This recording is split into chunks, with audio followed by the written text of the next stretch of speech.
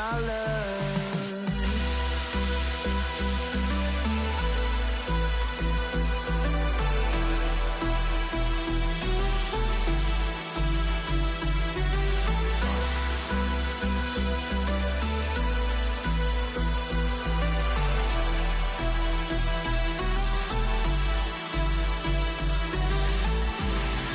You say you wanna try, but you never do.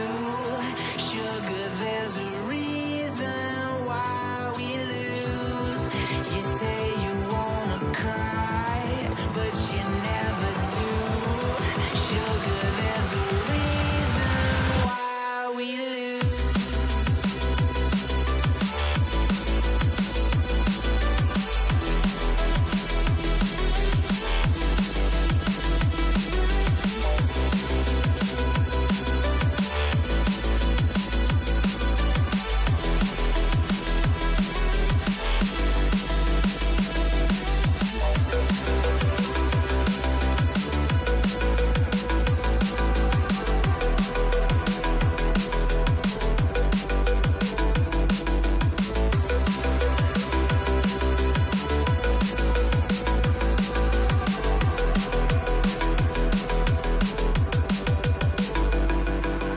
I don't know what you want.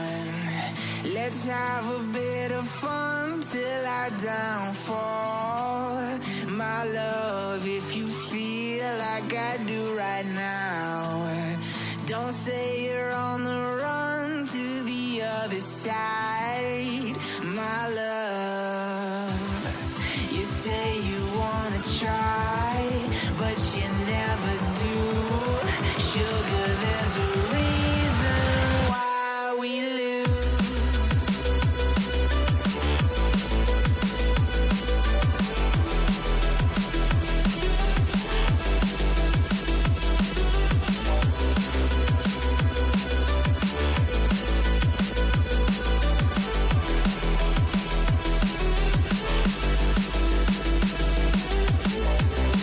You say you wanna try, but you never do. Sugar, there's a reason why we lose. You say you wanna cry, but you never do. Sugar, there's a reason why we lose.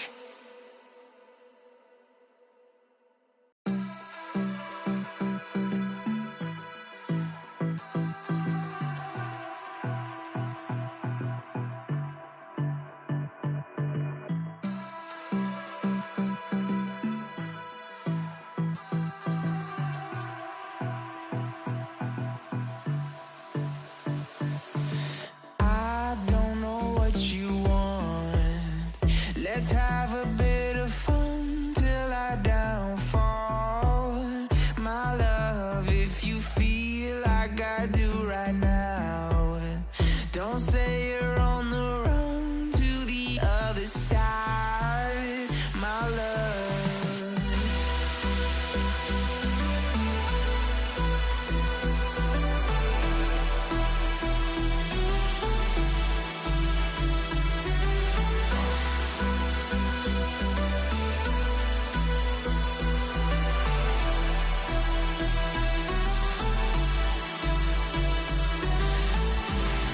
You say you wanna try, but you never do. Sugar, there's a reason why we lose. You say you wanna cry, but you never do. Sugar, there's a reason why we... Bonjour à tous. Alors j'espère que vous n'avez pas trop chaud. Moi j'avoue que là, dernier stream, mais il fait un peu chaud dans la pièce. Je pense qu'il doit faire du 45 là, entre les spots et puis bah, la chaleur environnante là. Donc j'ai hésité, mais je vais tout de même faire ce dernier stream, hein, parce que bon, après c'est les vacances d'été pour tout le monde. Donc bienvenue à tous. Je vois qu'il y a une nouvelle abonnée, pas abonné, dernier follower, Kakunet 1979. Alors 1979, si c'est la date de naissance, c'est 47 ans. Bon bah bienvenue Cacounette. Hein. Alors, on va continuer mes versus jeux vidéo. Donc je rappelle pour ceux qui m'écoutent pour la première fois, moi je suis le docteur Didier Mencier, je suis addictologue et donc plutôt depuis pas mal de temps là, plutôt spécialisé dans les usages excessifs et problématiques des jeux vidéo et des écrans. Alors je suis moi-même gamer et je vous présenterai donc justement pour ceux qui ne connaissent pas le projet Médecin Geek. Le stream de ce soir, donc vous le savez, le titre c'est jeux vidéo, faut-il vraiment débrancher la console? J'ai eu mes consultations cet après-midi, il y en a certains qui étaient obligés de débrancher un peu leur console, hein, parce que surtout avant le bac, et puis d'autres bon, plus âgés, puisque je dirais que les consultations, ça varie de 11 à 55, voire 60 ans. Donc voilà, ça touche tout le monde. On est tous derrière nos écrans. On joue de plus en plus. Et justement, je vais vous refaire un petit focus sur les jeux vidéo pour que ceux qui ne connaissent pas bien découvrent les différents types de jeux, les principes, les pays. Voilà. C'est vrai que c'est un stream qui est plutôt... bonsoir Laurence de Passy. C'est un stream qui est plutôt orienté, on va dire, parents, jeunes parents, hein, que ados. Mais il y a des éléments que tout le monde peut écouter et ça c'est surtout pour sensibiliser. C'est pas du tout pour bien sûr juger ou dire il faut pas jouer, ce n'est pas bien. Mais il y a justement des éléments un petit peu intéressants. Donc, ce que je vous propose comme programme, donc bien sûr, c'est jeux vidéo. Faut-il vraiment débrancher la console?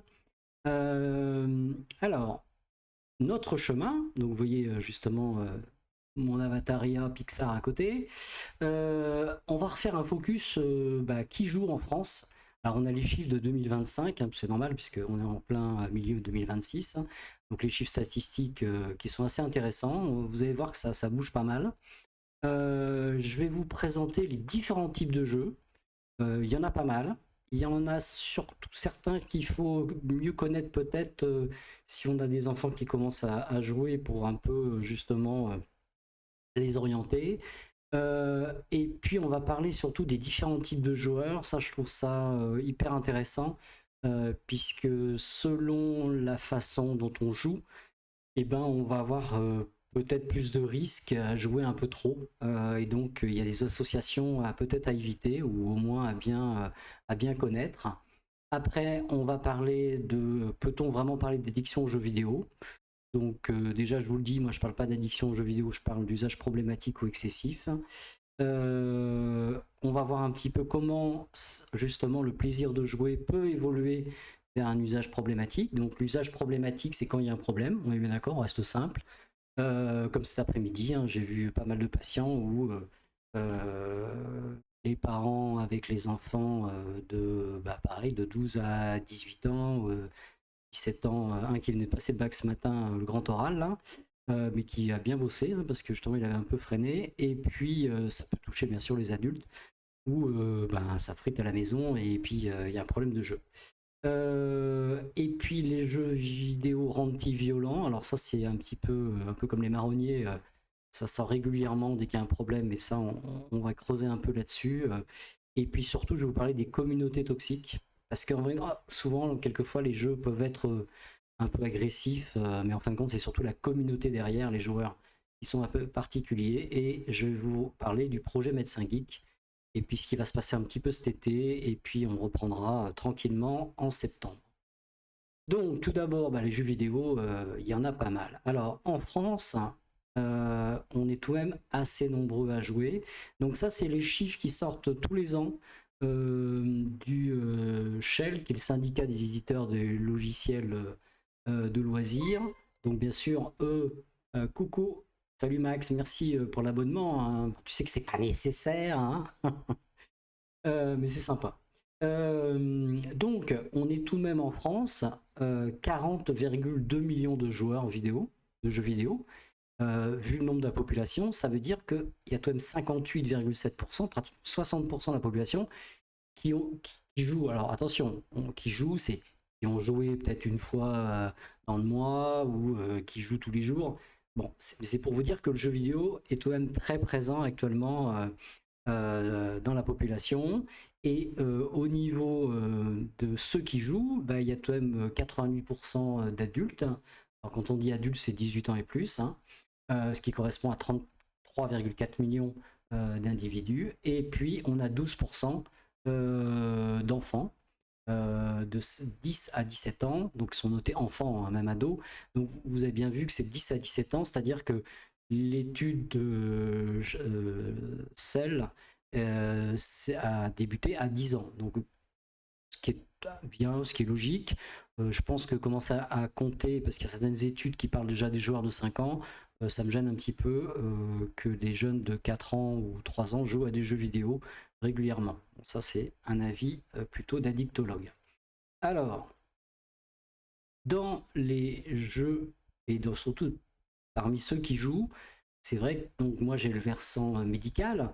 Ce qui est intéressant, c'est que bien sûr, c'est le syndicat des loisirs de jeux vidéo des éditeurs, hein, donc c'est tous ceux qui éditent des jeux vidéo. Bon, pour eux, ils vont pas montrer que le jeu vidéo est mal, hein, on est bien d'accord. Par contre, ce qui est intéressant, c'est de regarder un peu vraiment les chiffres et décortiquer un peu mieux. Donc, quand vous regardez que justement 85% des joueurs qui sont considérés comme enfants, donc de 10 à 17 ans, il y en a 85% qui jouent au moins une fois par semaine. Bon, ça, on va dire c'est d'accord. Mais quand vous allez un peu plus vers ceux qui jouent plusieurs fois par jour, il y en a tout de même 19%. Et puis, tous les jours ou presque, c'est 33%. Donc, ça veut dire que 52% des 10-17 ans jouent pratiquement tous les jours. D'accord? C'est tout de même pas mal. Parce que, après, je vais vous montrer un peu les heures de jeu. Ça varie, mais c'est tout de même assez, quelquefois, impressionnant. Et puis, pour les adultes, c'est assez proche. Hein, c'est 51%. 21% qui jouent plusieurs fois par jour et 30% qui jouent tous les jours ou presque. Donc je dirais que c'est plutôt cette population-là qui peut avoir peut-être quelquefois, hein, c'est pas toujours, hein, il faut que ce soit fréquent. Si, tout de même, hein, c'est tout de même fréquent. Hein, il y en a beaucoup qui jouent régulièrement aux jeux vidéo en rentrant chez eux, quel que soit l'âge. Hein. J'en ai vu un dernièrement qui avait 38 ans, il jouait tous les jours. Mais bon, il jouait quoi, une petite heure hein, pour se détendre après le travail. Alors, ce qui est important aussi, c'est qu'il y a une évolution technologique, hein, ce qui n'était pas il y a 10 ans, c'est que maintenant, on est multi-support. C'est-à-dire que, alors ça touche plus alors, il y a des gamers qui ne jouent que sur ordinateur, il y en a d'autres qui ne jouent que sur console de jeu, hein, type Xbox ou PS5. Quelquefois, bon, les deux, hein, vous voyez, les chiffres sont un petit peu, ça se croise. On a tout de même 15% qui sont multi-support. Alors, si on rentre en détail, ce qui n'est pas tout de même décrit là, c'est que c'est souvent les plus jeunes qui sont multi-supports. C'est-à-dire qu'ils auront tendance à jouer sur leur téléphone portable dans le bus en sortant de l'école, rentrer à la maison, se mettre sur la console ou sur leur téléphone et arriver sur leur ordinateur le soir ou l'inverse. Donc c'est plutôt les plus jeunes qui sont multi-supports.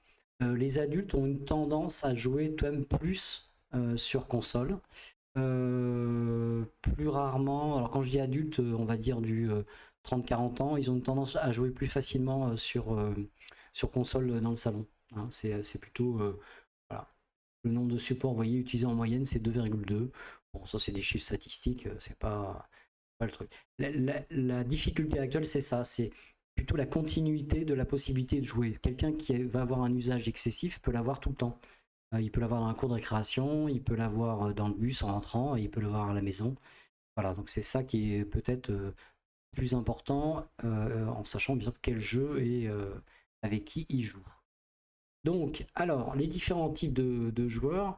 Donc là, ce qui est intéressant, on va parler de la génération Z. Alors, je vous rappelle, moi je suis la génération X, hein, ça se voit. Hein. Et on a la génération Z. Donc la génération Z, je vous rappelle, hein, c'est du 16 à 30 ans. Vous voyez que ce qui est très intéressant, c'est que ces générations Z, les 16-30 ans, et ben, il y a plus de femmes qui jouent. 55% sont des femmes, 45% sont des hommes. Ça, c'est très intéressant. Ça veut dire que le jeu vidéo, on pense toujours au jeu vidéo, ça va être plutôt l'ado garçon derrière son ordi. Bah non, on a la jeune femme de 28 ans qui va jouer aux jeux vidéo, et donc justement plus de femmes que d'hommes. La moyenne d'âge, vous voyez, c'est 23 ans. Par contre, ce qui est intéressant, c'est le temps moyen hebdomadaire. Donc hebdomadaire, on est d'accord, c'est la semaine. Donc la moyenne, c'est 7h16. Ça veut dire, c'est au moins 1 heure par jour. D'accord? C'est une moyenne, hein, bien sûr, hein, on va pas jouer les statistiques là-dedans.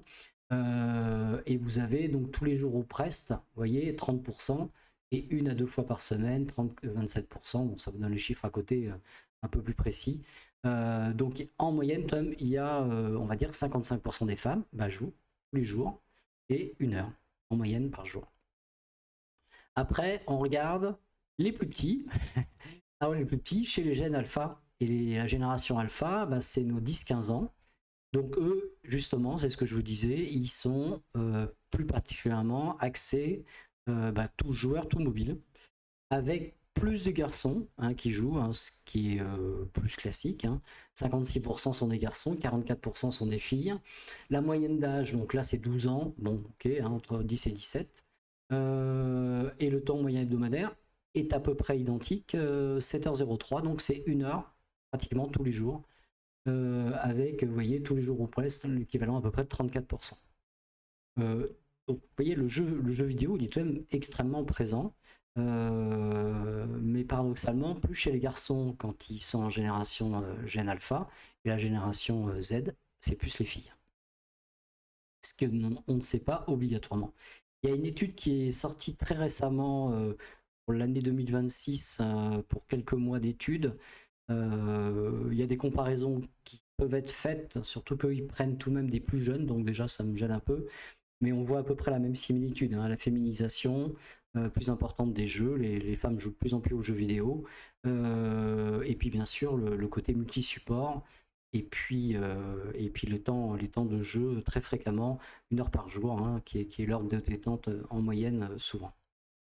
Alors, je me suis permis de reprendre les PEGI parce que j'ai tout de même pas mal, surtout de parents. Bon, après, les adultes connaissent tout de même un petit peu, mais quelquefois ils s'en fichent. Mais les PEGI, c'est tout de même important. Donc les PEGI, on est bien d'accord, c'est la notification européenne, la qualification des jeux vidéo selon l'âge proposé. Ça n'empêche pas d'acheter pour un gamin de 7 ans un PEGI 18 si on veut. Mais par contre, c'est tout de même important de comprendre ce que c'est ce PEGI. S'il y en a donc une classification de 5, 3, 7, 12, 16 et 18 ans. Et ce PEGI, pour l'instant, qui est utilisé en France en 2025, j'ai pas marqué 2026 parce qu'il semblerait-il, mais on l'attend toujours. Je l'ai pas vu sortir, il y a un nouveau PEGI qui devrait sortir en 2026.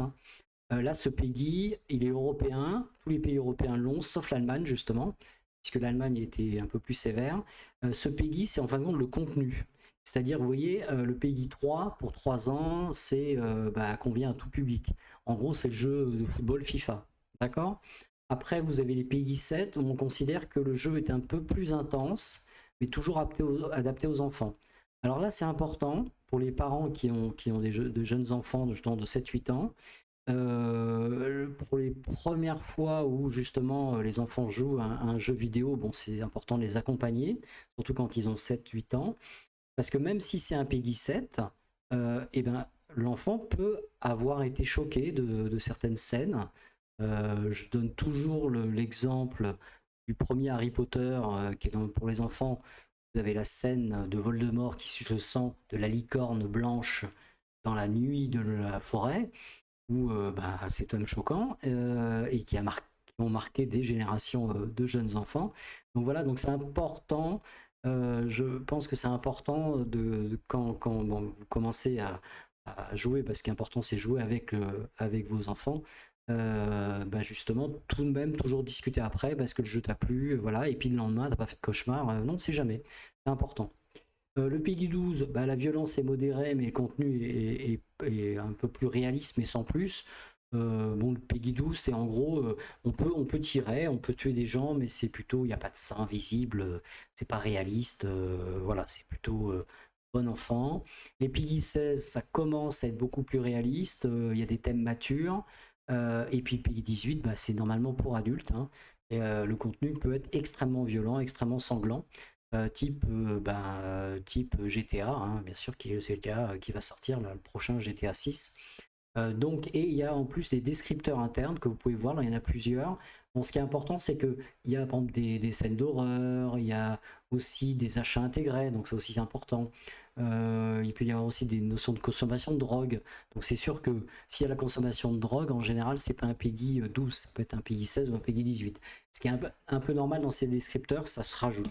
Et pour le nouveau PEGI là, qui devrait sortir, ça va jouer sur... Alors moi, ça me plaît un peu plus sur le plan de ma vision d'addictologue, sur des éléments qui peuvent entraîner le joueur à rester plus longtemps. C'est-à-dire par exemple des gains journaliers, c'est-à-dire dès qu'on se connecte, on sait qu'on va récupérer un coffre. Ça peut être justement des achats intégrés. Là, j'ai fait une capture d'écran sur Roblox. Aujourd'hui, il y avait un casque avec 2 ailes, vous voyez, bon, pas un casque, hein, un anneau avec 2 ailes, un petit peu comme dans la mythologie, qui était vendu en Robux, l'équivalent de 225 euros. C'est impressionnant, hein. Un petit skin qui a rien d'extraordinaire, mais qui est plutôt rare, 225 euros, qui est vendu bien sûr dans Roblox, hein. Bon, après, vous verrez, je vais vous parler justement depuis quelques jours, Roblox est extrêmement sécurisé parce qu'ils sont un peu dans la mire politique, avec surtout la pédocriminalité qui a eu lieu. Je vous montrerai après ça. Ils ont fait, on va dire, 3 types de Roblox différents selon les âges, avec carte d'identité et reconnaissance faciale. Je vais vous montrer ça après, c'est sorti il y a quelques temps. Alors, les différents types de jeux vidéo, il y en a 9 types de jeux vidéo que l'on décrit nous comme des types de jeux. On a les jeux de plateforme, donc vous connaissez, c'est un peu Mario Kart, mais comment il s'appelle avec le singe là, je sais plus. Enfin bon, bref, Sony un peu. Bon voilà, c'est du saut, de la précision. Voilà, c'est un plateforme. On est sur une vision de profil. C'est un peu les jeux un peu rétro gaming à qui on a joué quand on était plus jeune. On a les jeux d'action qui sont ce qu'on appelle, décrirait exactement ce qu'on appelle les MOBA et FPS, où c'est vraiment du combat avec beaucoup de réflexes. Les jeux de rôle, c'est nos anciens jeux de rôle de plateau, Donjons et Dragons, on jouait toute la nuit avec le maître du donjon, où là c'est une aventure évolutive, c'est-à-dire qu'on a un scénario et on doit suivre, passer des étapes et puis tuer des monstres et puis voilà, combattre d'autres personnages. C'est ce qu'on appelle du RPG. On a les jeux de rôle en ligne multijoueurs, ce qu'on appelle les MMORPG. Donc ça, c'est des jeux très particuliers, c'est des mondes vivants et persistants. C'est-à-dire que c'est multijoueur, le monde entier est dessus, et en plus c'est persistant. Il se passe toujours quelque chose dessus. Donc ces 3 jeux, vous voyez que j'ai mis en rouge souligné, c'est des jeux plus à risque, et en effet, quand je rencontre des plus jeunes, hein, mais même des plus vieux, qui ont un usage un peu excessif, c'est plutôt ces 3 jeux qui viennent, bien que justement le dernier que j'ai vu qui avait 35 ans, lui c'était un jeu de stratégie où il commençait à être très très bon. Et donc justement il s'était fait engueuler avec sa femme, enfin bref, ça a effrité sérieux, et donc il était venu me voir. Donc en fin de compte, ça peut toucher un peu tout, hein, quel que soit le jeu. Bon, les jeux de simulation type avion ou voiture, ou jeux de sport et de course, il y a les jeux d'horreur et de survie. Alors il y en a qui adorent ça avec les zombies et tout. Moi je sais que j'ai horreur de ça. J'aime pas avoir peur au coin au coin d'une porte, comme j'ai vu un jeu là qui est affreux où il y a un énorme zombie qui va à tout prix nous tuer, on doit se cacher, on doit pas faire de bruit. Enfin, ce jeu est hyper stressant, on ne rappelle plus son nom. Et puis on a les jeux mobiles ou casual gaming. Alors casual c'est occasionnel, hein. moi je suis plutôt un gamer casual, c'est-à-dire je suis un joueur occasionnel, d'accord? C'est-à-dire je joue pas obligatoirement tout le temps, j'essaie de jouer une fois ou deux fois par semaine, si j'ai pas d'autres activités à côté, hein, bien sûr. Mais voilà, je suis pas un mec qui va obligatoirement jouer tout le temps. Et il y a des jeux justement, ce qu'on appelle mobile casual, et c'est typiquement type Candy Crush que vous voyez dans les métros ou dans le métro parisien, c'est assez marrant. Moi, je pense que Candy Crush, il y a pratiquement un téléphone portable sur 5 où tout le monde joue à Candy Crush. Ce qui est un jeu très entre guillemets addictif parce que bon, bah, y a plein de couleurs, ça fait du bruit et puis ça continue, c'est assez marrant. Alors voilà, ça c'était les différents types de jeux. Alors, il y a des jeux, mais il y a aussi, bien sûr, type de joueurs. Là, je vais refaire un focus pour vous montrer des exemples concrets pour ceux qui ne connaissent pas bien. Donc, les MOBA, vous voyez, c'est les arènes de bataille multijoueurs en ligne. Donc, ça veut dire plusieurs joueurs vont se rencontrer. Et l'objectif, c'est une arène. Donc, c'est fermé et il faut se battre. Et donc, c'est les survivants qui gagnent. C'est en équipe le plus souvent. Et vous avez donc un Peggy 12, donc 12 ans, c'est League of Legends, qui est sorti en 2009, hein, donc ça fait tout de même longtemps. Et c'est de la société Riot Games. Après, on en reparlera un petit peu. Vous en avez un autre qui est Valorant, qui est aussi très connu, et lui sorti plus tardivement en 2020, qui est plus récent, qui est aussi fait par Riot Games, qui lui a un Peggy 16, hein. Et ces deux jeux-là, vous verrez après, c'est pour ça que je suis assez critique pour ces deux jeux-là, mais enfin après, si on joue ensemble, en team, toujours avec la même équipe, ça va, mais ça peut être très très très toxique, puisque c'est très compétitif, combatif, et des jeunes qui n'ont pas l'habitude de jouer vont tout de suite se faire insulter parce qu'ils jouent pas bien, et que l'objectif c'est de monter dans le classement, donc c'est vraiment, ça peut être très tendance à vouloir performer et on va parler justement des joueurs qui sont des performeurs. Après, on a les FPS, hein, c'est les jeux de tir à la première personne. Donc ça, c'est classique. Hein, on voit son fusil, vous voyez là, l'assaut. Là, c'est Call of Duty. C'est Blizzard, Activision de Blizzard, hein, qui a été racheté par Microsoft. Alors là, c'est un Peggy 18, hein, puisque c'est extrêmement réaliste. Hein. Et puis, on a Fortnite, qui est très connu, qui est tout de même récent, en 2017 hein, comme jeu, qui marche super bien, qui a été fait par Epic Games et qui est un Peggy 12. Donc vous voyez, il y a en effet, c'est aussi une battle royale, hein, c'est-à-dire que on est mis sur une carte, la carte se rétrécit de plus en plus et il n'y a qu'un seul survivant sur 100. Donc c'est de la baston, mais c'est la baston à distance. Il y a plein de, vous voyez, il y a plein de skins différents, il y a des parachutes qu'on peut utiliser, enfin il y a plein de trucs. Plein d'éléments, bien sûr qu'on peut acheter, c'est ça aussi important, beaucoup d'achats intégrés, sachant que Fortnite est un jeu gratuit, League of Legends est gratuit, Valorant est gratuit, par contre Call of Duty est payant, d'accord? Mais vous voyez, les jeux type LoL et Valorant et Fortnite sont des jeux gratuits. Fortnite, c'est celui qui rapporte le plus d'argent à la société Epic Games actuellement, essentiellement pour les achats intégrés. Ça, faut y penser tout de même aussi. Alors, il y a les RPG, donc je vous dis, c'est les jeux de rôle, hein, où on a un scénario. Donc là, vous voyez, c'est Witcher, hein, comme la série, qui est sortie sur Netflix. C'est dérivé justement du jeu vidéo, hein, comme Assassin's Creed. Hein. Lui, il est sorti en 2007. Et vous avez GTA, donc justement, il est sorti le premier en 1997. Par Capcom, hein, qui est un Peggy 18. Alors lui, c'est un jeu très particulier parce qu'il a toujours fait la une des journaux et ça va être intéressant de voir le nouveau qui va sortir. Alors le nouveau qui va sortir, là, j'ai lu récemment qu'il n'y aura pas, semble-t-il, de support physique, donc ça sera numérique. Et ils ont annoncé que logiquement, le premier mois, les bénéfices seront déjà de 3 milliards. Ah ouais, ouais, c'est monstrueux, c'est un jeu qui est attendu depuis des années. Le scénario est quand même très particulier puisque en gros on est narcotrafiquant et on doit récupérer le maximum de territoire pour vendre de la drogue. On peut monter un réseau de prostitution, on peut tuer des policiers, on peut écraser quelqu'un en voiture. Enfin, tout est possible. Il y a des bateaux, des avions, des hélicoptères. Enfin bon, bref, c'est extrêmement bien réalisé. Voilà, alors c'est un jeu tout de suite qui sort en disant mon Dieu, GTA. Bon, d'abord c'est un PG-18, hein. C'est bon pour les adultes, et puis tout le monde dit c'est violent, les gens vendent du temps violent.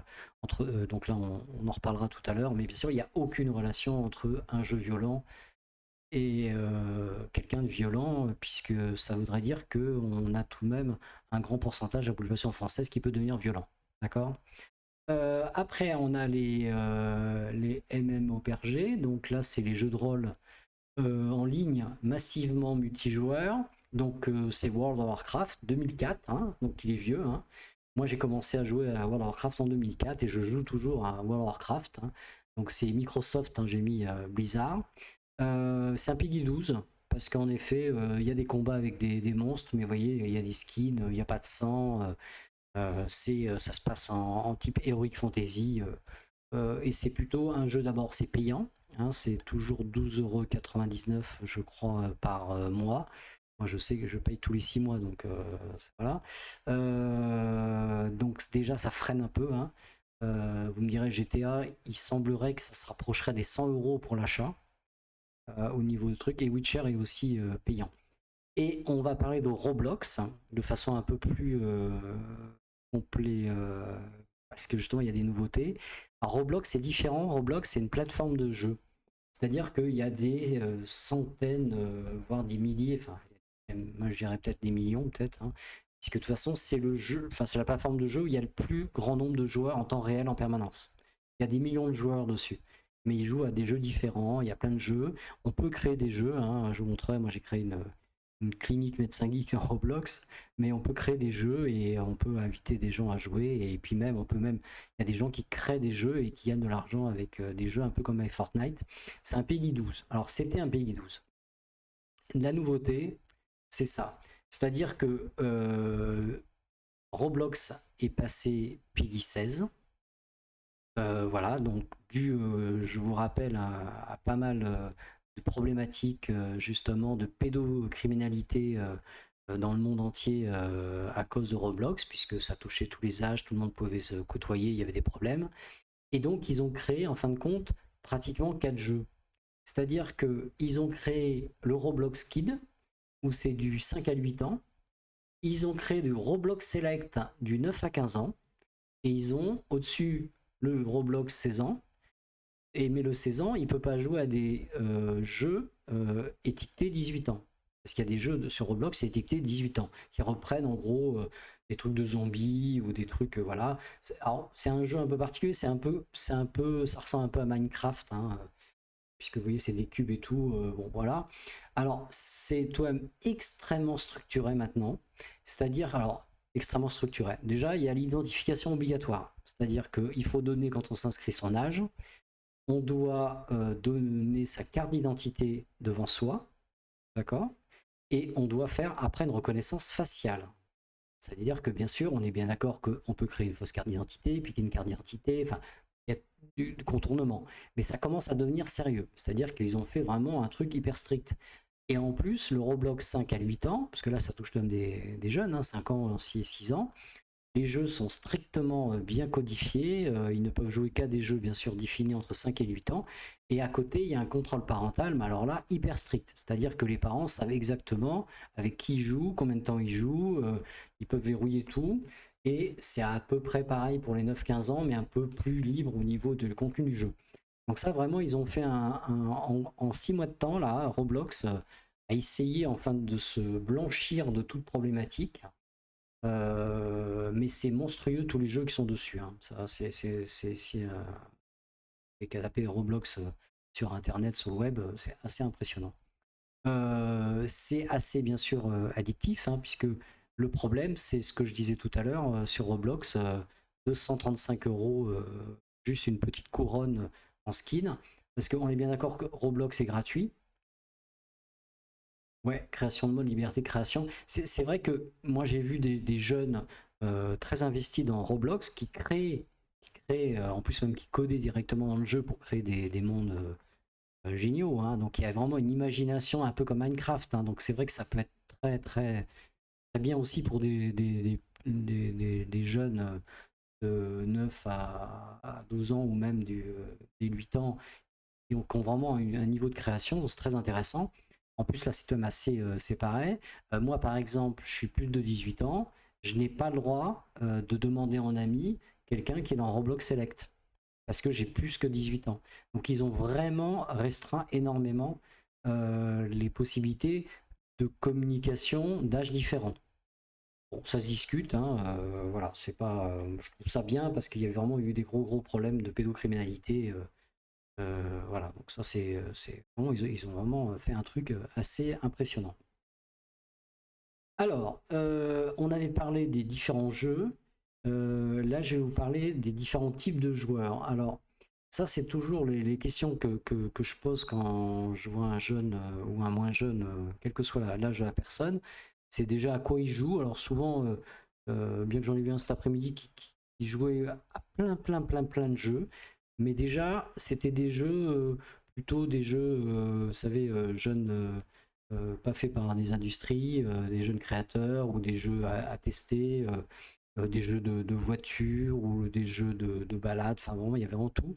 Il jouait à beaucoup de jeux. C'était pas du tout donc ce que j'en appelle nous un performeur. Ce que vous voyez ici en classification Exad. Donc c'était quelqu'un, à vrai dire, qui jouait pour se réfugier des problématiques qui l'entouraient, qui étaient essentiellement couple qui pouvait divorcer par exemple, ou il se sentait plutôt triste, il voulait s'isoler, enfin être tranquille. Voilà. Vous voyez, c'est pas obligatoirement des types de joueurs, mais c'est intéressant de savoir, voilà, lui c'était plutôt voilà, le jeu était pour lui un élément pour s'isoler. Voilà, c'était un peu comme s'il s'enfermait dans sa chambre pour lire. C'était pareil. Alors après, nous, ce qui nous intéresse, quelqu'un qui va jouer à Valorant, par exemple, ou quelqu'un qui va jouer à World of Warcraft, automatiquement, dans les profils, donc là, tout ça, c'est bien sûr, il y a plusieurs classifications qu'on peut utiliser. Il y en a 6. Si vous voulez en savoir plus, vous allez sur mon site Médecin Geek, sur les classifications des joueurs. Donc moi, celle que j'utilise, parce que je trouve la plus simple, c'est le modèle Exad, qui est utilisé par les créateurs de jeux vidéo. Puisque justement, quelqu'un qui crée un jeu vidéo, il veut que toutes les catégories de joueurs puissent jouer. Donc il va essayer d'offrir le maximum de panels différents, de types de façons de jouer dans un même jeu. Donc vous avez l'altruiste, le social, l'explorateur, le performeur, le joueur récompense et le perturbateur. Donc j'emploie tout de suite les mots français parce que comme j'ai un accent anglais déplorable, je préfère attaquer d'emblée le français. Vous pouvez lire si vous voulez l'anglais, il n'y a pas de problème. Vous voyez en plus qu'il y a des sous-profils, donc on peut aller très loin. Mais ce qui est intéressant, c'est que par exemple, si vous prenez un explorateur, ça veut dire quelqu'un, un joueur, aime bien le jeu parce qu'il aime bien se balader, il aime bien voir les décors, il aime bien faire des quêtes et tout. C'est sûr que si vous mettez dans World of Warcraft un monde persistant où c'est énorme comme jeu, et vous avez des quêtes mais tout le temps, lui peut vite s'oublier un peu dans le jeu, avec un effet un peu tunnel, effet flow, ce qu'on appelle. Par contre, quelqu'un qui joue à Valorant et qui joue à League of Legends, qui est un jeu combatif, performance justement, et ici les performeurs, lui tout de suite il va vouloir monter dans les grades, dans les compétitions, et donc voilà, c'est ça qui va être un peu plus délicat pour lui. Après on a les joueurs récompenses, alors ça c'est un peu les jeux comme Brawl Stars pour ceux qui connaissent, où on a un coffre à butin, alors tout le temps, et donc justement si on se connecte tous les jours on a un coffre, voire deux cadeaux. Il y en a qui adorent les récompenses, donc très dopamine, ils adorent gagner des trucs, donc ils sont très attirés par ces jeux-là. On a ce qui est intéressant, l'altruiste et le social. Alors, ils se rapprochent assez tous les deux. Ils se retrouvent dans des jeux plutôt communautaires. Alors, ils aiment bien aider ou ils aiment bien discuter, ou les deux. Donc c'est vrai que dans par exemple les jeux comme World of Warcraft, vous avez des guildes. Dans les guildes, il y a des gens qui sont plutôt le plus ancien qui va aider le plus jeune dans la guilde, compagnonnage un petit peu, donc il va se sentir un peu responsable, donc il aura tendance à peut-être aller trop souvent dans le jeu. Et puis on a le social qui aime bien discuter, qui lui va se connecter obligatoirement dans le jeu pour discuter, pour raconter, voilà, qui a besoin d'avoir une socialisation, qui peut avoir bien sûr à l'extérieur, hein, donc ça c'est pas obligatoirement dans le jeu seulement, mais c'est des personnes qui aiment bien discuter aussi bien en IRL qu'en in-game, hein, IG. Et puis on est les altruistes. Alors les altruistes, c'est ceux qui aident. Il y en a dans les jeux, hein, on voit souvent dans le chat un qui dit ah tiens j'ai besoin de quelqu'un, qu'est-ce que quelqu'un peut m'aider, ou alors je ne trouve pas tel endroit, et tout de suite il y en a deux trois qui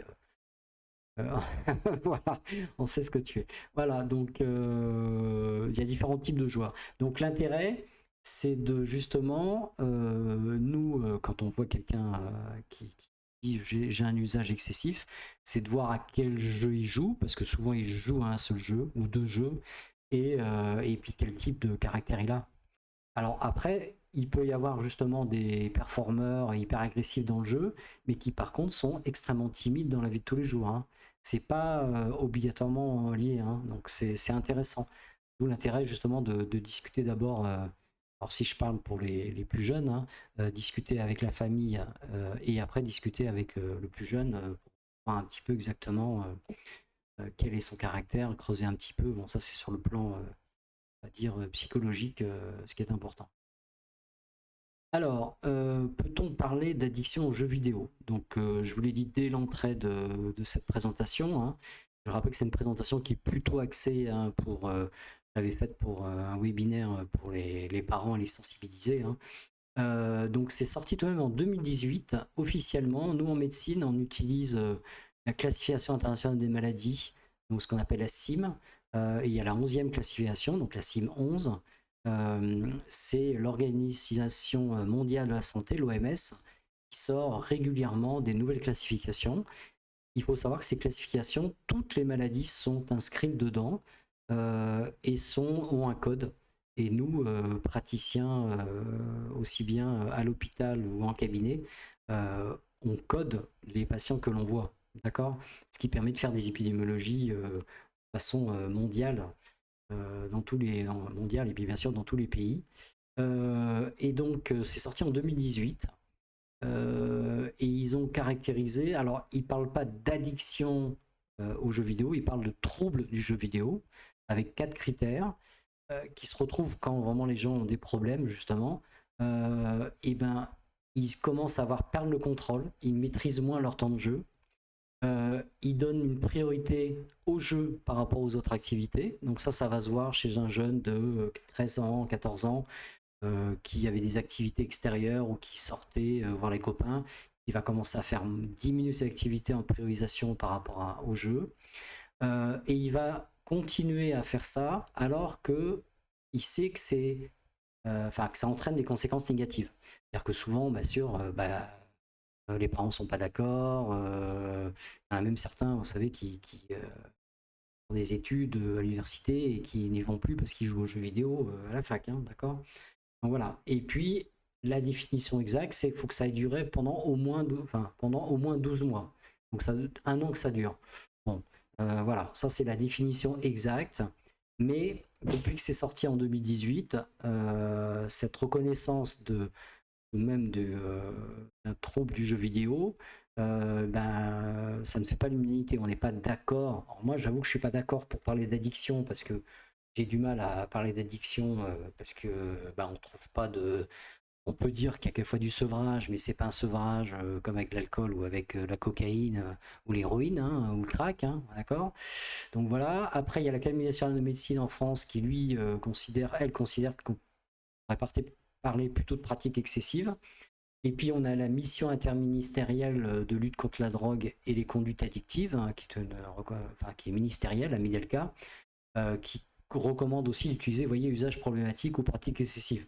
Donc on va dire que je suis pas décalé par rapport à l'Académie nationale de médecine et puis la Midelca, ce qui me rassure. Après, il y en a qui parlent vraiment d'addiction, avec de sevrage. On a une tendance à parler aussi du terme de craving. Craving, c'est l'envie irrésistible 2. C'est par exemple le toxicomane qui a une envie irrésistible d'héroïne. Bon, on parle aussi de craving quand on a une envie irrésistible de jouer aux jeux vidéo. Bon, après, c'est toujours pareil, ce sont des terminologies qui n'interviennent même pas dans la définition. Là, j'ai lu un article assez intéressant là-dessus. C'est une technologie où on pourrait justement parler de ça, de la notion un petit peu d'envie de jouer, de difficulté à résister sur le plan pratique. Alors, je continue. Alors, nous, c'est vrai qu'il y a le plaisir de jouer et le plaisir de jouer peut aller jusqu'à justement un usage problématique. Et quand on parle de ça, bon, bien sûr, on peut parler à ce moment de terminologie d'addiction, puisque de toute façon, c'est le modèle biopsychosocial de l'addiction qui est utilisé en addictologie, où au centre, c'est le produit, d'accord? Donc on pourrait faire exactement le même schéma pour un problème d'alcool, d'addiction à l'alcool. Là, c'est pour vous montrer un petit peu justement le côté de la vision que l'on doit avoir. C'est pas parce qu'un jeune joue longtemps et souvent aux jeux vidéo, il a un problème, d'accord? Surtout que le temps de jeu n'intervient pas vraiment en fin de compte, nous, dans notre diagnostic. Donc il faut bien comprendre que bon, il y a le jeu qui est au centre. Donc je vous ai dit qu'il y a certains jeux qui sont particulièrement à risque, hein, et puis en même temps, il y a ce qu'on appelle nous les dark patterns, qui sont les procédés trompeurs, ou justement qui incitent le joueur à être capté par le jeu. C'est exactement comme j'avais parlé la semaine dernière, des algorithmes qui vont avoir tendance à, à montrer toujours les mêmes choses qui intéressent la personne derrière l'écran pour avoir un temps d'écran beaucoup plus important qu'il ne voulait le faire. C'est ce qu'on appelle le principe de la captation, d'accord? Et puis des mécanismes d'achat intégré, de coffre à butin, de ce qu'on appelle le loot box. Donc tout ça, c'est le central, c'est le jeu. Mais ce qui est important, il y a deux choses. Donc il y a l'individu, on en a parlé, hein, quel type de joueur on sait, mais l'individu, c'est pas que ça. C'est ce qui peut. Alors bien sûr, il peut avoir des troubles, les troubles de l'attention avec ou sans hyperactivité, on en parle beaucoup depuis quelques années, mais c'est vrai que ce sont des jeunes ou des moins jeunes, hein, bien sûr, hein, qui sont très attirés par le jeu vidéo, parce que ça leur permet de se concentrer beaucoup mieux, parce que sinon ils ont beaucoup de difficultés à être concentrés. Il peut y avoir des personnes qui présentent des troubles anxieux ou dépressifs, hein, qui vont s'isoler, hein, dans le jeu vidéo. Bon, c'est plus souvent des garçons, ça c'est le truc. Et puis il y a même des facteurs neurobiologiques, parce que vous savez, il y a le circuit de la récompense, la dopamine, bon, qui intervient bien sûr pour le plaisir et tout ça, et puis quelquefois ça peut un peu être submergé. Mais il y a même des articles très récents qui sont sortis où il y a des gens qui présentent justement une hypersensibilité dopaminergique. C'est-à-dire qu'ils vont être très très sensibles à la récompense, beaucoup plus que d'autres personnes. Un peu comme les personnes qui peuvent être plus sensibles à risque d'épilepsie que d'autres. D'accord? C'est un seuil. Donc là, c'était retrouvé. Et puis, bien sûr, il y a l'environnement. C'est important parce que le jeu, ça peut être justement parce qu'il y a des difficultés scolaires, ça va pas bien. Alors, je joue trop, je travaille moins bien, j'ai une moins bonne note. Comme j'ai moins bonne note, ça va moins bien. Je suis stressé, donc je joue pour un peu oublier. Et alors là, c'est pas bon. Vous voyez un peu la spirale. Il peut y avoir aussi l'harcèlement scolaire. Ça, c'est hyper important. Et bien sûr, cyberharcèlement, on en a parlé la semaine dernière avec les écrans, hein, TikTok et surtout Insta, où là, il faut faire attention parce que un jeune qui, ou une jeune qui commence à s'isoler dans un jeu vidéo alors que normalement, c'était pas trop son truc, ou qui jouait mais qui jouait pas autant et qui voilà, qui est pas bien quand il rentre de l'école, c'est hyper important de commencer à creuser, hein, d'accord? Et puis bien sûr, il y a l'environnement familial, intrafamilial, on est bien d'accord, hein, c'est obligatoirement, bien sûr, le cadre parental trop laxiste, ça peut arriver, hein. J'ai vu encore une maman aujourd'hui, elle n'arrive pas, elle sait pas dire non, donc le gamin, lui, il en profite, hein. Les familles monoparentales, assez fréquemment, j'avoue que je suis pas tout de même à des milliers de consultations. C'est tout de même pas mal de familles monoparentales, hein. Ça serait intéressant à un moment donné, faudrait que je fasse une étude là-dessus, où il y a des difficultés, voilà, il y a des difficultés. Donc voilà, donc en gros, vous voyez, on a le plaisir, et puis d'un coup, on a un usage régulier, et puis on va jusqu'à un usage problématique. D'accord? Voilà, ça c'est le principe même.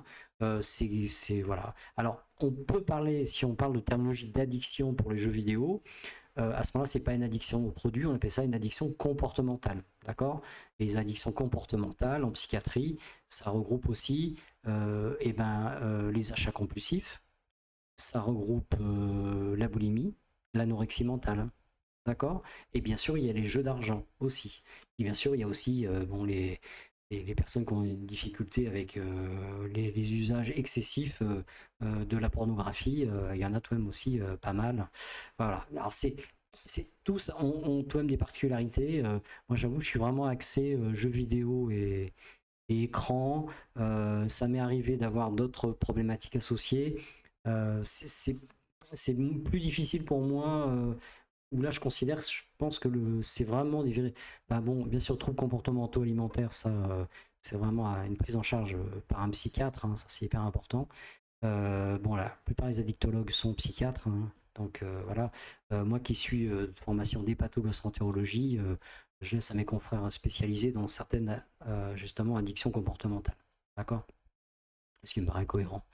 D'où l'intérêt de travailler toujours en équipe avec des pédopsychiatres et des psychologues, éducateurs et autres personnes travaillant dans ces milieux. Alors, le jeu vidéo rend-il violent? Alors, je vous ai fait un focus parce que j'aurais pu vous parler de Colombine aux États-Unis où il y avait eu 2 jeunes qui ont tué à bout portant 17 jeunes autres personnes dans un campus universitaire. Tout le monde a dit, il jouait à l'époque à Doom, qui était un ancien jeu, hein. Puis il y a eu plein d'épisodes comme ça dans la presse, dans les médias, on s'est revenu assez régulièrement. Et là, l'élément le plus récent, c'est notre président de la République, justement, qui était interviewé chez Brut. Alors vous connaissez Brut, c'est Brut, hein, un Brut de décoffrage. Donc c'est vraiment une interview en direct. Et là, on voit justement le président de la République qui est derrière un téléphone. Et je vous ai fait une capture d'écran de l'image qu'il est en train de voir et surtout la vidéo qu'il est en train de voir pratiquement en direct. Et c'est un point intéressant. C'est en fin de compte une femme professeure des écoles qui justement était à Sanary-sur-Mer récemment, il y a quelques mois, où, si vous en rappelez, une professeure des écoles avait été poignardée par un de ses élèves. Et justement, cette professeure des écoles est outrée, bien sûr, choquée par ce qui s'est passé, parce que c'est une de ses collègues. Et juste au moment où justement la personne est évacuée sur un hôpital, elle est interviewée et elle dit c'est honteux, les jeunes sont avec des couteaux, de toute façon ils jouent tous à Fortnite, c'est pour ça qu'ils sont violents. Donc ça c'est la phrase en fin de compte et la petite vidéo que voit le président de la République. Donc c'est vrai que faut bien comprendre que c'est de l'improvisation, en gros, c'est pas préparé. Et notre président de la République, le 5 février 2026, il a commencé à dire quand on passe des heures devant un jeu vidéo où on descend tout le monde, ça déréalise le rapport à la violence et ça vous conditionne. Bon, c'est un peu chaud. C'est un peu chaud. Donc il y a une commission actuellement qu'il a demandé pour essayer pour vérifier qu'il n'y a pas de lien entre eux. Pas de lien. Il a demandé de recontrôler un peu le lien entre violence dans la vie et violence dans les jeux vidéo. Bon, sachant que ça fait des années que ça revient. La plus grande étude, c'est l'Association américaine de psychologie, de psychiatrie et psychologie en 2020, qui ont fait une revue de la littérature sur 15 ans en reprenant tous les articles de psychologie, de psychiatrie et autres sur la violence reçue dans les jeux vidéo. Et vraiment, il n'y a aucun lien en corrélation, ce qu'on appelle lien de causalité ou corrélation, d'accord? Quelqu'un qui joue un jeu volant ne va pas devenir violent. Voilà, ça c'est le premier point, le plus important.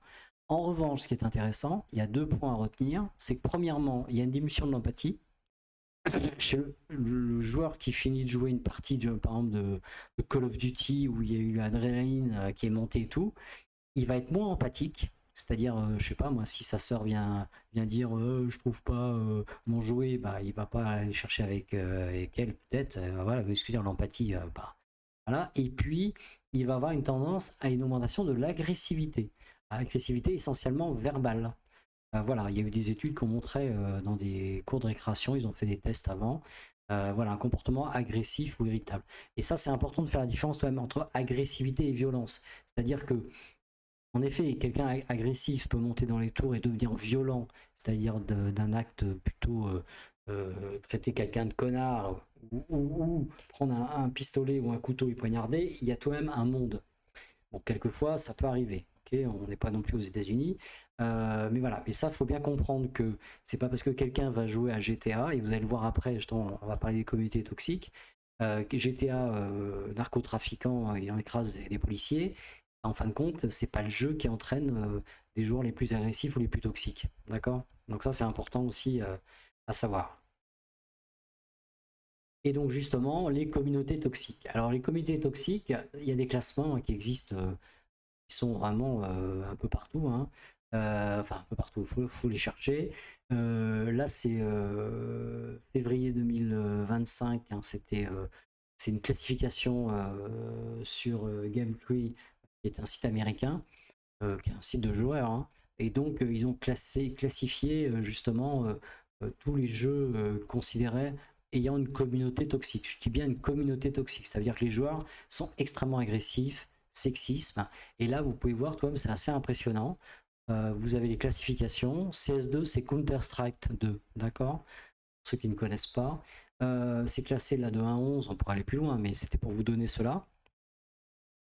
Et donc, vous avez le niveau de toxicité de très élevé à modéré. Et puis, vous avez les traits des comportements toxiques. C'est-à-dire qu'il y a certaines communautés, par exemple, justement, dans Dota 2, ont une tendance, comme Call of Duty, au racisme. Vous voyez, tout ce qui est harcèlement, c'est plutôt League of Legends. Et puis bien sûr, Valorant, un jeu assez toxique, hein, je l'ai dit. Hein. Et puis on a Fortnite, où là c'est juste élevé parce que c'est verbal. D'accord? Puisqu'il y a un chat verbal où ça peut un peu friter. Mais il faut savoir la différence entre Valorant et League of Legends. League of Legends, il n'y a pas de chat intégré dans le jeu. Alors bien sûr, les gens peuvent se connecter sur Discord, hein, qui est un logiciel qui permet de partager une discussion en se connectant sur un jeu. Hein. Donc bien sûr, ça peut être aussi vocal, mais dans League of Legends, il n'y a qu'un chat, d'accord? Mais même déjà, il est extrêmement agressif. Et Valorant, par contre, il est oral. Donc d'emblée, il est intégré et ça peut être. Normalement, League of Legends devait sortir un chat oral, mais en fin de compte, là, pour l'instant, ça sort pas. Moi, je comprends, vous voyez ce que je veux dire. Et vous voyez, là-dedans, il y a même Rocket League. Rocket League, vous connaissez, c'est les voitures avec les ballons. Donc on a des voitures qu'on peut modifier. Le principe, c'est de marquer des buts avec sa voiture. On est avec d'autres joueurs, on est par équipe. Alors c'est rarement des 1 contre 1, c'est des 3 contre 3 ou 5 contre 5. Donc c'est un jeu en plus considéré comme un jeu où c'est des jeunes joueurs. Mais en fin de compte, vous voyez, il y a des propos offensants, de la cyber-intimidation. Parce qu'en fin de compte, c'est toujours pareil, c'est des jeux combatifs.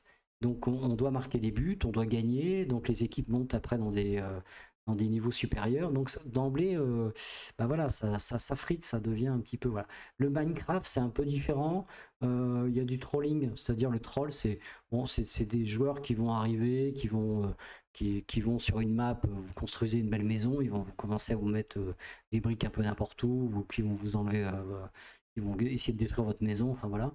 Et puis GTA 5, qui est quand même le jeu où GTA, enfin PEGI 18, bah, c'est pas justement celui qui a la communauté la plus toxique, vous pouvez voir. Hein. Il y a bien sûr du trolling, harcèlement verbal et en ligne, ok d'accord, mais c'est pas le premier. Le premier, dans les premiers justement, c'est League of Legends et Counter-Strike 2. Vous voyez, donc c'est pas obligatoirement un scénario qui est vraiment extrêmement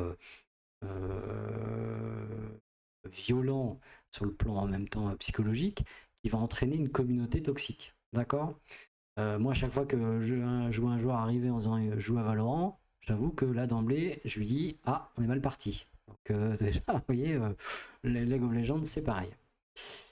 Alors, ça c'est les conseils. Alors ça peut être des conseils que l'on donne à des parents, ça peut être des conseils à des grands frères qui jouent avec leurs plus jeunes sœurs ou frères ou voilà. Donc c'est vraiment ce qu'on doit un petit peu surveiller, surtout chez un adolescent, hein, puisque je vous rappelle que l'adolescent, bah, c'est une période un peu particulière, hein, puisque pour la neurobiologie, pour ceux que ça intéresse, j'ai vu justement un, un jeune patient de 17 ans qui était bien au courant de ça, sur la finalisation de la substance blanche et de la connexion dentitrique qui se termine à 25 ans en fin de compte, hein. Donc l'adolescence jusqu'à 25 ans, la substance blanche, tout ce qui est connexion, hein, c'est pas la substance grise, et ben elle n'est pas terminée, hein. Donc on sait qu'il y a des éléments par IRM qui montrent que, alors c'est pas obligatoirement le jeu, d'accord, mais par exemple le sommeil. Des ados qui dorment pas bien du tout, ben, ils auront des connexions qui seront moins bien faites dans certains territoires du cerveau et qui montrent quelquefois des, bah, des jeunes qui sont peut-être plus anxieux, qui peuvent être plus introvertis. Enfin voilà, il y a tout un côté tout même neurobiologique qui a à connaître, hein. Donc il n'y a pas que le côté comme ça, jeu et discussion. Et en gros, c'est pas seulement du tout, et c'est vrai que moi, les parents qui viennent me voir, ils me disent ils jouent trop de temps. Bon, et c'est pas vraiment le temps de jeu qui est important, c'est est-ce qu'il peut garder justement le contrôle, c'est-à-dire quand on lui dit stop, ou alors demain on sort, est-ce qu'il commence pas une partie, ou il dit ah bah non je sors pas, voilà, est-ce qu'il arrive à contrôler son temps de jeu, ça c'est important. Est-ce qu'il dort correctement, hein, parce que s'il joue jusqu'à 3 heures du matin tous les soirs, c'est sûr que le lendemain, s'il est en terminale, bah, ça va être un peu chaud, hein. Justement, est-ce que l'école ou le travail tient-il encore? Ça, c'est hyper important. Une fois sur deux, il y a un décrochage scolaire. Quand je dis décrochage, on est bien d'accord, c'est pas il ne va plus à l'école, mais les notes ils perdent un petit peu. Alors bien sûr, ça peut être aussi le niveau de la difficulté de l'école, hein, ou du niveau de l'élève, mais quand vraiment il y a une cassure et que c'est lié, bon, il y a une relation de cause et effet tout de même, et de toute façon, le jeune le dit aussi, hein, je passe ça lors d'une consultation. Donc les relations hors jeu, ça c'est hyper important, hein, donc je vous dis IRL, hein, in real life, hein.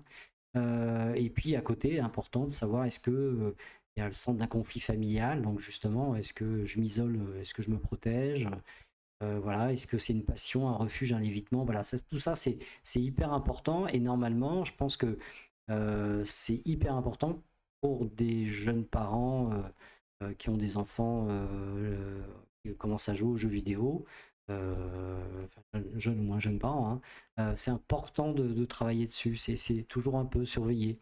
Un peu comme au début, quand les jeunes commencent à sortir, tu as bu de l'alcool ou tu pas l'air très bien, attention, cannabis, enfin un truc comme ça revient exactement pareil. D'accord? Donc voilà, les choses à surveiller. Alors, pour finir, je vais vous parler, puisque c'est global, hein, et puis c'était lié un petit peu à cette présentation initiale, puisque c'était pour les parents. Je vous présente donc le projet Médecin Geek. Alors, le projet Médecin Geek, c'est pas que, bien sûr, c'est pas Médecin Geek, Docteur Dimencier, d'accord, mais il y a une- enfin, quelque chose de totalement différent. Donc déjà, il y a un support. Le support, là, justement, les parents aiment bien, et même les enfants, hein, puisqu'ils ils téléchargent pas mal de choses. C'est vraiment le support, on va dire, de la consultation ou des questions que l'on peut se poser, quel que soit son âge, puisque dedans, on peut s'auto-tester, on peut télécharger pas mal d'informations, c'est mis à jour très régulièrement, toutes les semaines. Et surtout, c'est écrit par un médecin, praticien hospitalier, et puis il y a des références biographiques, donc c'est pas un forum de discussion lambda, d'accord? C'est pas un groupe Facebook, voilà. C'est au moins la base, et c'est tout de même maintenant, c'est vu pas mal, hein, j'ai vu, hein, pas mal de téléchargements, surtout dans les documents de type là, justement, les contrats familiaux. Alors là, les contrats familiaux, c'est une des pages les plus vues sur le site internet. Alors vous savez qu'actuellement avec l'IA, avec les réseaux sociaux, en fin de compte, les sites internet sont moins bien visités, puisque les gens ne lisent que le post vont rarement sur le lien pour lire les articles. Médecin Geek tout de même est visité pas mal pour un site, un jeune site, hein, puisqu'il y a à peu près entre 250 et 500 visites jour, donc ça c'est tout de même pas mal, hein. Il y a pas mal de téléchargements, et donc les téléchargements, les contrats familiaux, ça marche très très bien. C'est très demandé en fin de compte, et aussi bien quelquefois c'est demandé par les plus jeunes, hein. Donc ça permet autour d'une table de dire on va définir un contrat, combien de temps tu veux jouer, combien de temps on va t'accorder, droit et devoir, en gros, hein, c'est le cadrage. C'est pas mal, ça marche très très bien. Après il y a le test, alors ça c'est très intéressant. Donc c'est toujours des tests de dépistage, hein, c'est important, c'est-à-dire que le diagnostic c'est nous qui le portons, hein, c'est pas le questionnaire. Le questionnaire c'est justement de voir où on en est. Donc j'ai vu là justement un patient, la première fois, il avait fait son test d'auto-évaluation, il était tout de même assez élevé, hein. Il était dans les usages problématiques sans aucun problème, hein. Il s'en est rendu compte, de toute façon il est arrivé avec sa feuille, hein. Et puis on a discuté là-dessus. Et donc on a discuté non pas sur tous les critères, mais moi ce qui m'intéressait c'est qu'il y avait tout de même une notion chez lui, par exemple concret, sur les 2 dernières questions qui sont est-ce que le jeu, j'y vais parce que j'y suis triste, et est-ce que je vais au jeu pour me protéger ou m'isoler. Donc voilà, ça c'était important parce qu'il fallait voir s'il n'y a pas de syndrome anxio-dépressif dessous. Vous voyez ce que je veux dire? Donc c'est vraiment un questionnaire de dépistage, ça ne met pas un diagnostic. Par contre, c'est intéressant pour s'auto-tester, et puis justement, je ne sais pas si vous avez justement un ami qui joue un peu trop, tu dis tu veux pas te tester, en gros il fait les coches, les cases, puis après il regarde le score et il dit ah ouais tiens, ah ouais. Voilà, ça peut être des éléments déclencheurs pour justement amener à une discussion, à des échanges. Voilà. Vous avez donc des programmes de déconnexion, donc pour les jeux vidéo, hein, où il y en a plusieurs, hein, selon les âges. Celui-là que j'avais marqué, c'est conserver, jouer sans juger, qui sont plus pour les plus jeunes, mais il y a tout pour tous les âges. C'est des trucs, ça se fait en 4 semaines. Chaque semaine, il y a des objectifs. On s'évalue, on définit un peu ces éléments déclencheurs. Ça, c'est ce qu'on appelle la thérapeutique cognitivo-comportementale, d'accord, hein. Donc c'est les éléments qu'on utilise nous en psychologie pour justement faire de la TCC. Donc Médecin Geek est présent sur tous les réseaux sociaux, bien qu'à chaque fois que je vois cette diapo, je me dis qu'est-ce que je fais encore sur X. Je crois qu'il faut vraiment que j'y aille. Je crois qu'au mois de septembre, il y aura les vacances qui vont avoir lieu. X, je vais enlever X, ça m'énerve. Alors sur les réseaux sociaux, justement, je suis présent. Alors il y a plusieurs trucs. Alors, je suis présent pour annoncer des streams sur Twitch. Je fais des petites campagnes, et là vous avez, il y a pas mal d'avatars. Alors les avatars c'est plus pour toucher les plus jeunes publics, donc c'est pour plutôt les 5-9 ans, sous format Pixar. Vous avez un peu tout le monde là. Je vais vous les montrer là tout de suite. Et l'idée c'est que c'est utilisé, et que ça peut être utilisé, mais je sais que c'est utilisé par des éducateurs, par exemple en classe, ou par des professeurs des écoles. Ça peut déclencher une discussion sur le sommeil, sur est-ce que je suis agressif quand je joue, voilà. C'est fait avec humour, c'est des bandes dessinées Pixar, ça dure 1 minute 30, et ça permet de discuter. Alors bien sûr, ça plaît aussi beaucoup aux adultes. Bon, alors après, nous sommes d'accord, c'est de l'IA, hein, on est d'accord, il y a des l'IA pas très bien vu chez une certaine génération, mais voilà, bon, ça permet tout de même à moindre coût pour des personnes comme moi, pas payer je suis pas industriel, hein, je suis pas, voilà. Mais ça permet au moins de fournir quelque chose de concret assez rapidement pour justement faire de la prévention.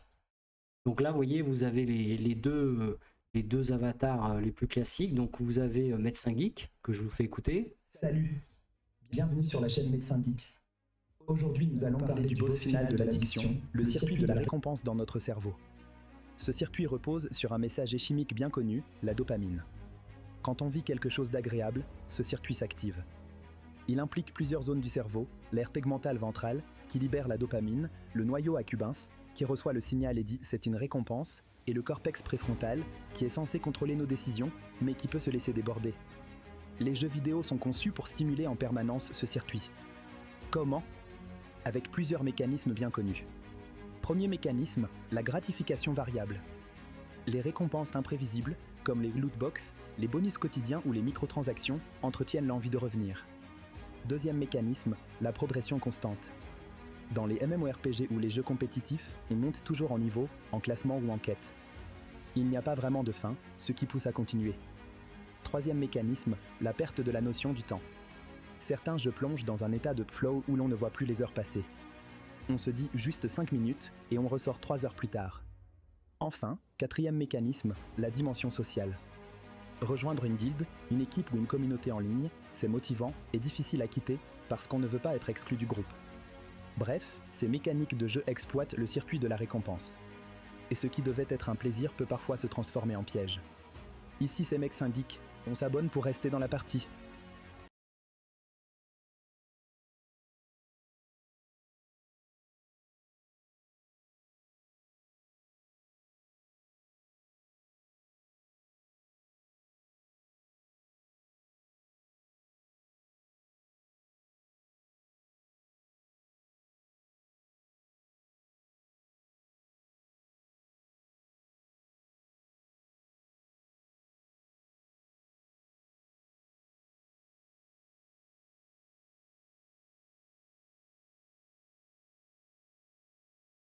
Salut, c'est le doc, mais en version orc.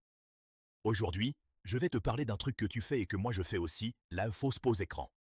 Tu sais, ce moment où tu dis « Allez, j'arrête un peu le téléphone des 10 secondes plus tard », tu ouvres juste une autre appli. Insta, TikTok, YouTube. C'est pas une pause, c'est une téléportation. Moi aussi je l'ai fait. J'ai coupé mon jeu vidéo pour me reposer et je me suis retrouvé sur un site à regarder des orques faire du tricot. Ça s'appelle pas se reposer, ça s'appelle fuir le vrai monde. En vrai, ton cerveau ne recharge pas. Tu changes juste de mission. C'est comme arrêter un raid pour lancer un donjon. Alors aujourd'hui, je te propose un défi, fais une vraie pause sans écran.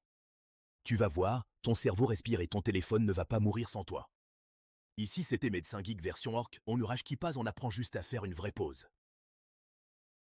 Oui, voilà, donc j'ai vu que j'avais pas mis le micro là tout à l'heure. Donc là, vous voyez, c'est à vrai dire des petits vidéos très très simples, mais qui sont médicalement créés. Vous voyez, donc il y a des éléments bien précis, des mots-clés qui sont sortis, et pour des plus jeunes, ça peut être des éléments très intéressants pour amorcer une discussion.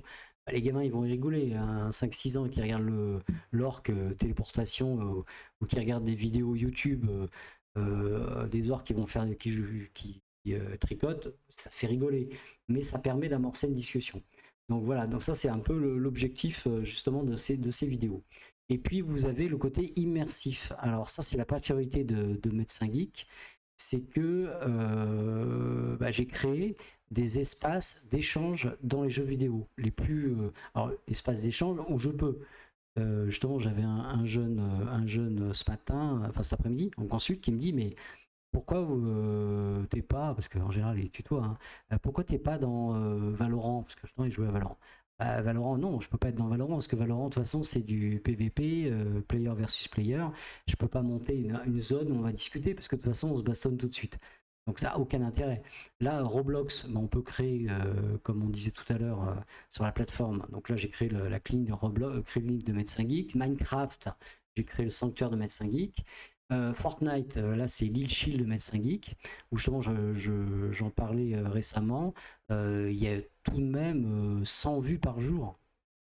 Dans Fortnite, il y a de quoi faire, hein, et je fais strictement pas de pub.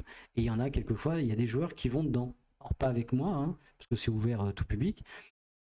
C'est sûr que dans l'île Fortnite de Médecin Geek, on peut rien faire. Hein. On peut juste s'asseoir et regarder le paysage ou discuter. On peut pas se battre, il n'y a pas d'armes, on peut rien détruire. Voilà, c'est fait exprès. Moi, je m'en sers pour justement discuter avec des jeunes et moins jeunes.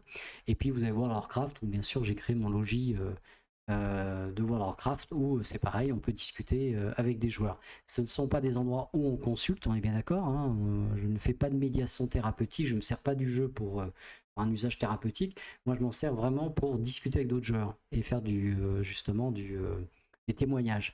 Donc là vous êtes sur ma chaîne Twitch, hein, et là vous voyez justement en capture d'écran, là c'était un moment où j'avais invité 2 joueuses dans Fortnite. Donc on est dans Fortnite sur le petit plateau au milieu des îles. Et je suis en train de discuter avec deux joueuses qui parlaient justement de leurs difficultés, du sexisme dans les jeux vidéo.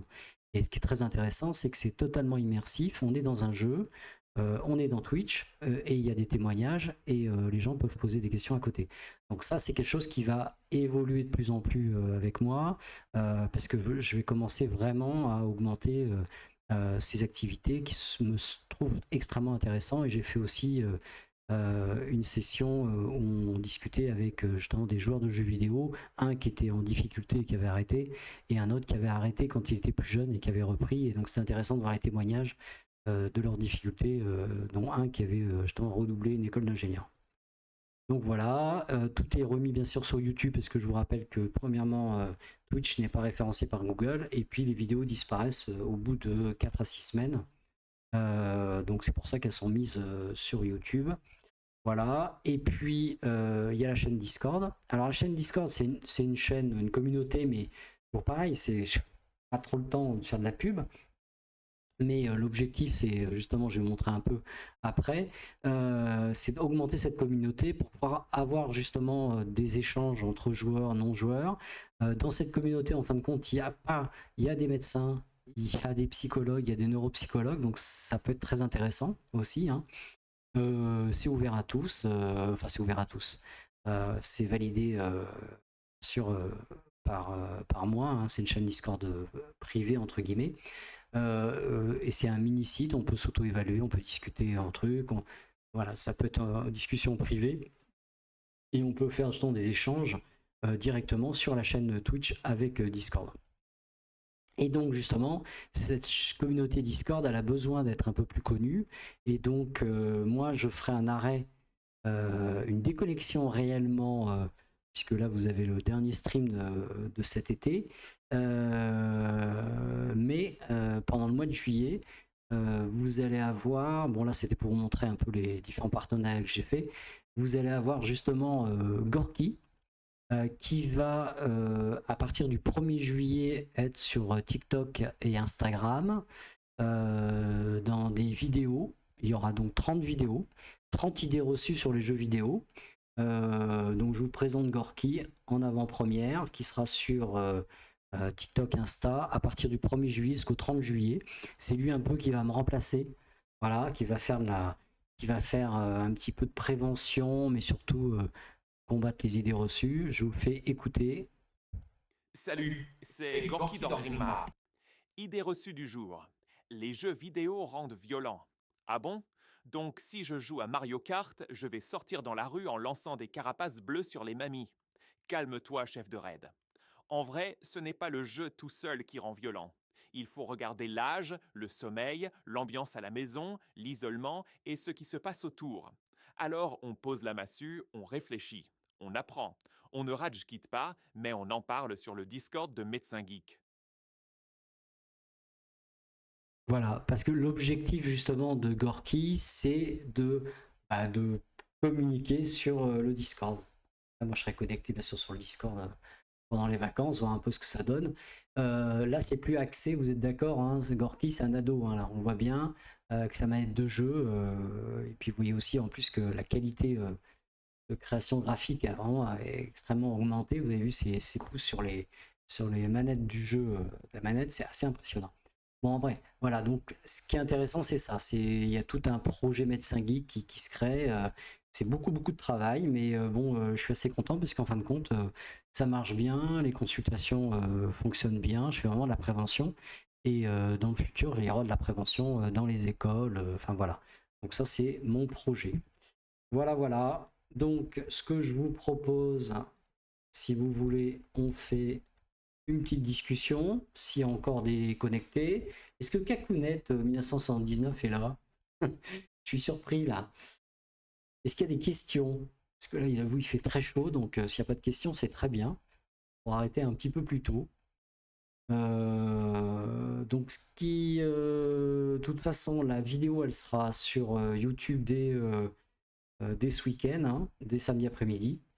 Et puis ça permettra aux personnes de le voir, bien que les replays, il y en a tout de même pas mal pendant aussi sur Twitch. Donc voilà, pas de questions.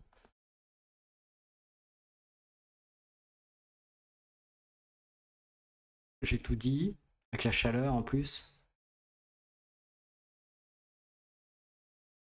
Donc écoutez, je vous remercie.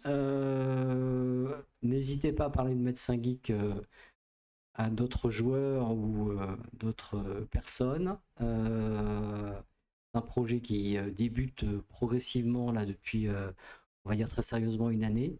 Donc c'est un tout jeune projet, mais qui est assez disruptif parce que je pense que je suis le seul médecin addictologue à faire ceci dans les jeux et surtout sur Twitch.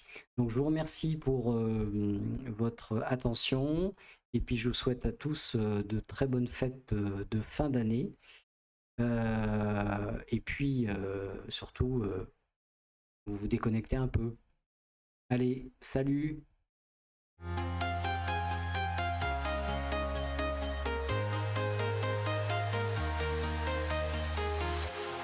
walking alone, the streets are empty. The only thing I can see is my own silhouette.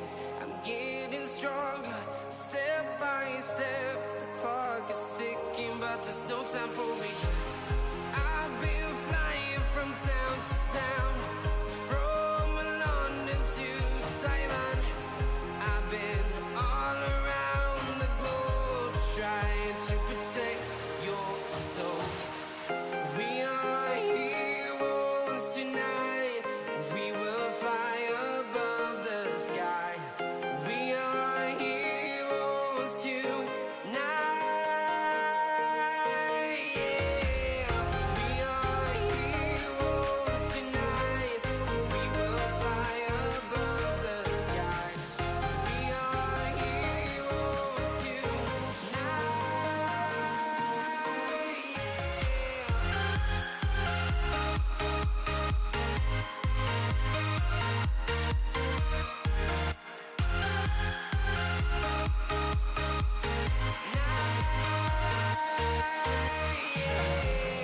Feel like a dynamite, ready to explode right up in the sky. I need you to listen, I need you to hear, and don't show any fear. I've been flying from town to town, from London to Taiwan.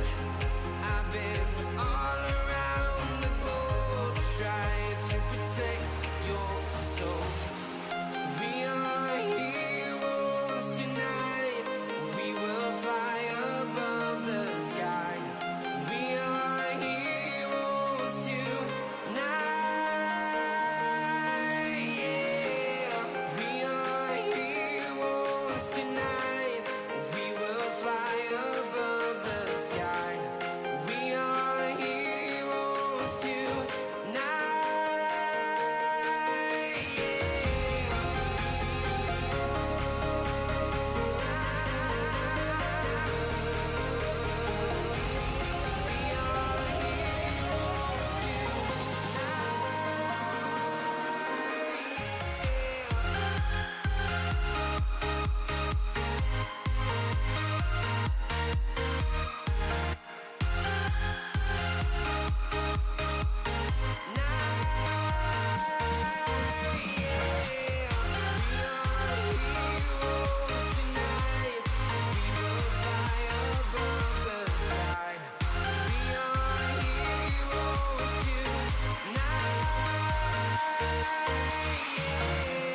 I've been flying from town to town, from London to Taiwan.